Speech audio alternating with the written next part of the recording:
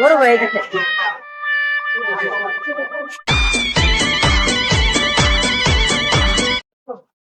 তুমি যে